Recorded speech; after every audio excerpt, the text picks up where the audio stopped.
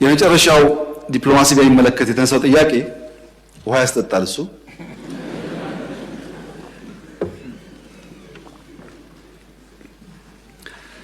የአፍሪካ ቀንድ እንዳይቀደድ የተሰፋ እንዳይጣመር የተቀፈደደ አካባቢ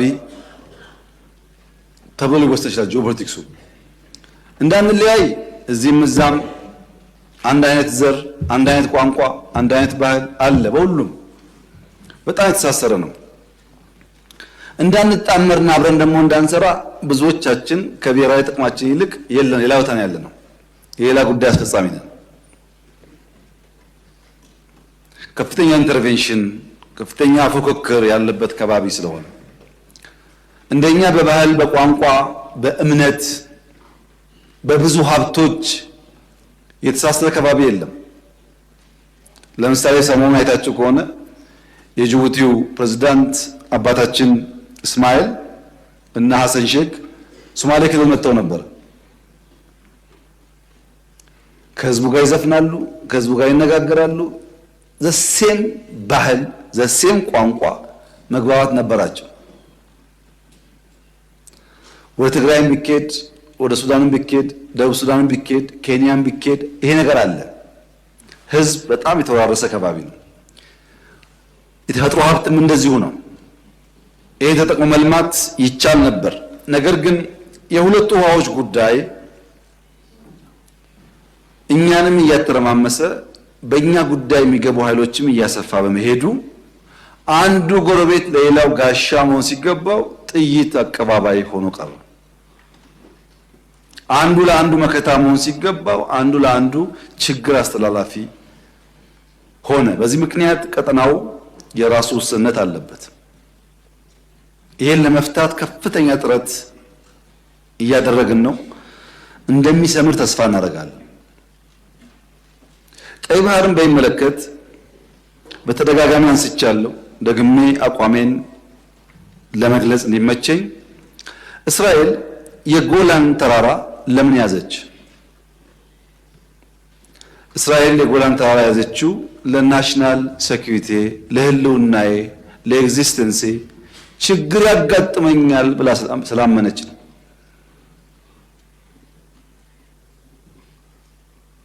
ኢትዮጵያ የባህር አክሰስ አያስፈልጋትም ብሎ የሚያምን አይገባትም ብሎ የሚያምን ሰው አንድ ተፈጥሯዊ ህግ የሳተ ይመስለኛል። ሰው ይወለዳል፣ ሰው ያድጋል፣ ሰው ያረጃል፣ ሰው ይሞታል። ይሄ ተፈጥሮ ነው። ቀይ ባህርና ኢትዮጵያም እንደዚሁ ናቸው። በሆነ ጊዜ ማርጀት፣ በሆነ ጊዜ መድከም ቢኖርም ቀይ ባህርና ኢትዮጵያ ለዘላለሙ ተነጣጥለው መኖር አይችሉም።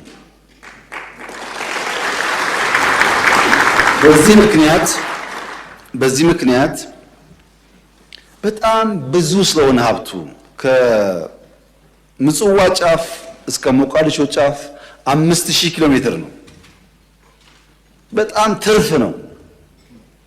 ካለነው አካባቢ በላይ ነው ጥቅሙ።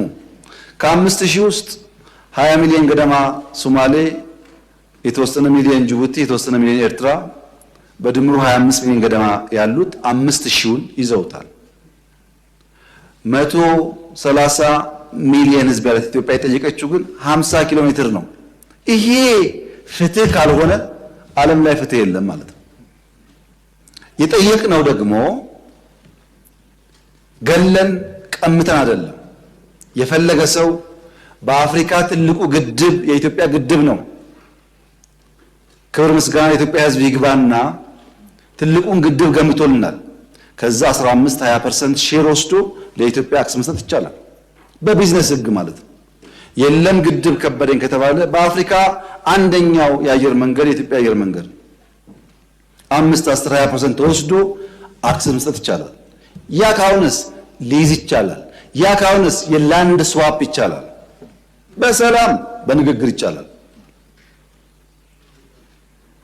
የኢትዮጵያ መንግስትና ህዝብ ቀይ ባህርን አክሰስ ለማድረግ ሰው ልግደል አላለም ያለው። ባካችሁ ናቹራል ነገር አይደለም እየሆነ ያለው፣ አያዋጣም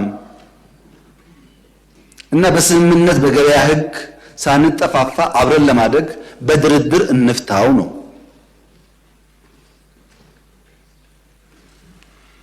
ይህን ጉዳይ መቀበል የጊዜ ጉዳይ ካልሆነ በቀር የግድ ይመስለኛል። እኛም ብንፈልግ አንችልም፣ ሰርቫይቭ ማድረግ አንችልም። በዛኛው ወገን በሌላ ወገን ያሉት የሚቸገሩ ይመስለኛል። ለምሳሌ እኛ ከኛ የሚሄደውን ውሃ ወደ ኤርትራ ተከዜ ይሄዳል ብንከለክል፣ ወደ ሶማሌ ሸበሌ ይሄዳል ብንከለክል፣ ኦሞ ኬንያ ይሄዳል ብንከለክል፣ ባሮ ሳውት ሱዳን ይሄዳል ብንከለክል፣ አባይ ሱዳን ብንከለክል ይሆናል? ተፈጥሮ አይደለም አይደል? ትክክል አይደለም። ይሄ ልክ እንደሱ ማለት ነው። እንደሱ ማለት ነው።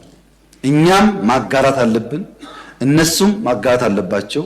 እኛም ማገዝ አለብን፣ እነሱም ማገዝ አለባቸው። ተያይዘን ማደግ አለብን። ይኸውላችሁ የተከበራችሁ ምክር ቤት አባላት፣ አሰብ ላይ የኢትዮጵያ መንግስት ፖርት ገነባ፣ ኤርፖርት ገነባ፣ መንገድ ገነባ፣ ሪፋይነሪ ገነባ እና ተጋጨን። እዛ ቀረ ሀብቱ። ስንታረቅ ኤርትራውያን ከ20 ዓመት በኋላ መጥተው በኢትዮጵያ ፍርድ ቤት ቆመው ቤቴን መልሱልኝ፣ መሬቴን መልስልኝ ወሰዱ። ለምን? ታረቅና። በግለሰብ መጥተው ያኔ የተባበሩ ኤርትራውያን ቦታቸውን ንብረታቸውን ወሰዱ። ታዲያ የኢትዮጵያ መንግስት ሪፋይነሪውን፣ ፖርቱን፣ ኤርፖርቱን ቢወስድ ከዚህ አንጻርስ እንዴት ነው የሚታየው?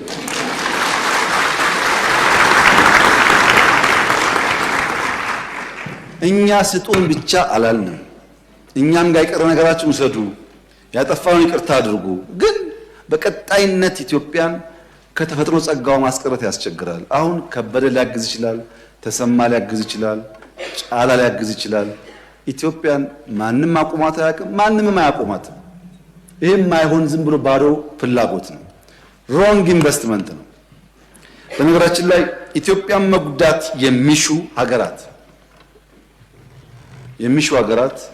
ቢያንስ ኢትዮጵያን ጎድቶ ትርፋማ መሆን አሸናፊ መሆን አይቻልም። ይሄ ሀገር የአብዲሳ አጋ ሀገር ነው። አብዲሳ አጋ በሰው ምድር ታስሮ ሳለ የሀገሩ ወረራ ከሀገሩ አርበኞች ጋር መታገል ሲያቅተው እዛው ሀገራቸው ውስጥ ሆኖ ሰላም እንደነሳቸው ኢትዮጵያውያን ስንነካ ስንጠቃ በምድራችን ብቻ ሳይሆን በእኛ በሚባለው ምድር ችግር ፈጣሪዎች መሆናችን አይቀሬ ነው። ያ እንዳይሆን የኔ ምክር ተስማምቶ ተግባብቶ በህግ አግባብ መፍታት ይቻላል። ህዳሴን ምንም ችግር እንደምታዩት ውሃ እየፈሰነ ወደ ሱዳን ይቀጥላል።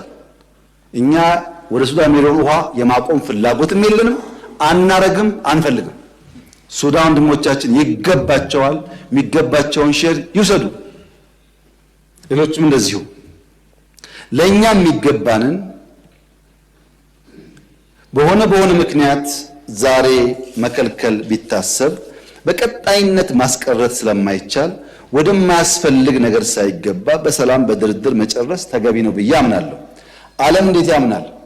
እስካሁን ከቀኝ ከግራ ከፊት ከታች ብዙዎቹን አናግሬያለሁ። በአንዳፍ ይገባቸዋል፣ ተገቢ ጥያቄ ነው። ነገር ግን በጦርነት መሆን የለበትም። እንወያይ፣ እንምከር፣ ጊዜ ስጡን ብለዋል ወዳጆቻችን። እኛም ጊዜ ውሰዱ፣ ተወያዩ። ለጊዜው የሞት የሽረት ጉዳይ አይደለም። ጥያቄው አግባብ ነው። እንታገሳለን። ለመወያየት ክፍት ነን፣ ለመስጠት ክፍት ነን ብለን ጠይቀናል። ባይሆንስ እንግዲህ ባይሆን ልጆቻችን መጠየቅ ነው መልሱን። ልክ ቅድም ሰው ተወልዶ አድጎ አርጅቶ ሞቶ እንዳልኳችሁ ነው። አይሆንም። ኢትዮጵያ ያሰበችውን ብልጽግና ማረጋገጥ አትችልም። 130 ሚሊዮን ህዝብ የሁሉ ጎረቤት ዕዳ ነው የሚሆነው ራሱ መለወጥ ካልቻለ። ሀብታም ከሆነስ መሸከም ይችላል። ለዛ በትብብር መስራት የሚያስፈልግ ይመስለኛል። በዲፕሎማሲ ረገድ በጣም መልካም ጅማሮች አሉ። በሎ ኢንፎርስመንት ቁመና ግንባታ በጣም መልካም ጅማሮች አሉ። በናሽናል ኢንትረስት መግባባት ላይ መልካም ቁመናዎች አሉ። እነዚህ ጉዳዮች በጊዜው ፍሬ ያፈራሉ የሚል እምነት አለኝ። ለዚያ በትዕግስት በጥበብ በማስተዋል ኪሳራ ግድያ በቀነሰ ባላስከተለ መንገድ በሰላማዊ መንገድ ለመፍታት ይሞከራል። በባሌም ሆነ በቦሌ እንደተባለው ግን አይቀርም ማለት ነው።